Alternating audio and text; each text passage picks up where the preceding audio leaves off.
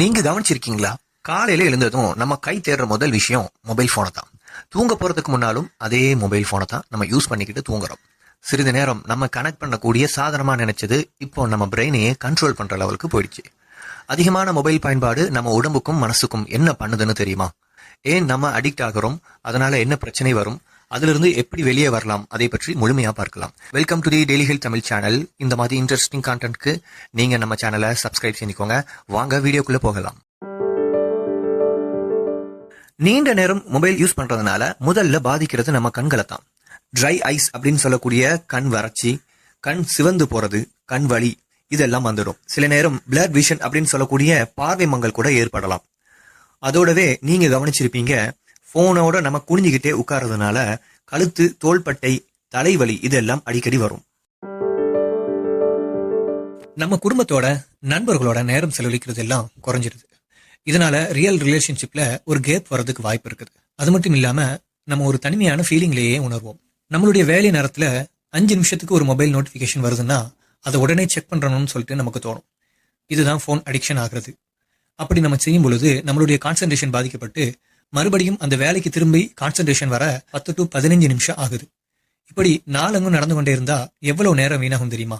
அதுதான் ப்ரொடக்டிவிட்டிக்கு மிகப்பெரிய எதிரி. மொபைல் அதிகமா யூஸ் பண்றதுனால சும்மா நமக்கு டைம் வேஸ்ட் ஆகுறது மாதிரி மட்டும் உங்களுக்கு தோணுதா? அதுதான் இல்ல. உண்மையில இது பிரெயினுக்கு பெரிய ஸ்ட்ரெஸ் கொடுக்குது. எப்போ ஒவ்வொரு 5 நிமிஷத்துக்கும் நோட்டிபிகேஷன், மெசேஜஸ், ரீல்ஸ் இதெல்லாம் வந்துட்டே இருக்குது உங்களுக்கு. நம்ம பிரெயின் ஓய்வு எடுக்க முடியாம அந்த சிந்தனையிலேயே இருக்கும். நம்ம மைண்ட் ஒரே நேரத்துல பல விஷயங்களை ப்ராசஸ் பண்ணும்பொழுது அதுக்குள்ள சைலண்டான ஸ்ட்ரெஸ் பில்டப் ஆகிட்டே இருக்குது. இது ஷார்ட் டேர்ம்ஸ் மட்டும் இல்ல, நீண்ட காலத்திலையும் இது மோசமான விளைவுகளை ஏற்படுத்தும். இதனால நமக்கு என்னென்ன ப்ராப்ளம்ஸ் வரும்னா டிப்ரெஷன், ஆங்ஸைட்டி மாதிரி மென்டல் ஹெல்த் பிரச்சனைகள் இது கூட ஏற்படலாம். அதோட நம்ம மெமரி பவரும் குறைய ஆரம்பிக்கும். ஏன்னா நம்மளுடைய கான்சென்ட்ரேஷன் லாங் டைம் ஹோல்ட் பண்ண முடியாம போயிடும். சுருக்கமா சொல்லணும்னா மொபைல் ஓவர் யூசேஜ் நம்ம பிரெயினை ரெஸ்ட்லெஸ் ஆகுது. நீண்ட காலத்துல ப்ரொடக்டிவிட்டி மட்டும் இல்ல, நம்மளுடைய மென்டல் ஹெல்த் பாதிக்குது. சோ இதற்கான சொல்யூஷன் என்னங்கிறத நம்ம பார்க்கலாம். இப்போ போன்லயே டெய்லி யூசேஜ்க்கு லிமிட் ஃபிக்ஸ் பண்ற மாதிரி ஒரு ஆப்ஷன் இருக்குது. அதை பயன்படுத்துங்க. எக்ஸாம்பிள், 2 மணி நேரம் சோசியல் மீடியா யூஸ் பண்றதுன்னு லிமிட் வச்சீங்கன்னா அதுக்கப்புறம் போனே உங்களுக்கு ரிமைன் பண்ணும். காலையில எழுந்ததும் தூங்க போறதுக்கு முன்னாடியும் போன் யூஸ் பண்ணாதீங்க. முதல் 1 மணி நேரம், கடைசி 1 மணி நேரம் இந்த 2 நேரத்திலையும் மொபைல் அவாய்ட் பண்ணீங்கன்னா பாடிக்கும் மைண்டுக்கும் பெரிய ரிலீஃப் கிடைக்குது. மொபைல்ல டைம் வேஸ்ட் பண்றதுக்கு பதிலா வாக்கிங் போகலாம், ஜிம்முக்கு போகலாம், அல்லது உங்களுக்கு பிடிச்ச மாதிரி ஏதாவது ஒரு ஆக்டிவிட்டி பண்ணும்பொழுது நமக்கு ஹாப்பினஸ் ஹார்மோன்ஸ் இதனால ஏற்படுது. இதுவும் நேச்சுரல் அண்ட் ஹெல்த்தி வேல நம்மளுடைய பாடியை வச்சுக்கிறதுக்கு உதவுது. சில பேருக்கு புத்தகம் வாசிக்கிறதுனா பிடிக்கும். ஸோ அதனால உங்களுக்கு எந்த புத்தகம் பிடிக்குமோ அதை நீங்க வாசிக்கலாம். அல்லது குக்கிங் பண்றவங்களா இருந்தீங்கன்னா அதுல நீங்க புதுசா ஏதாவது ட்ரை பண்ணலாம்.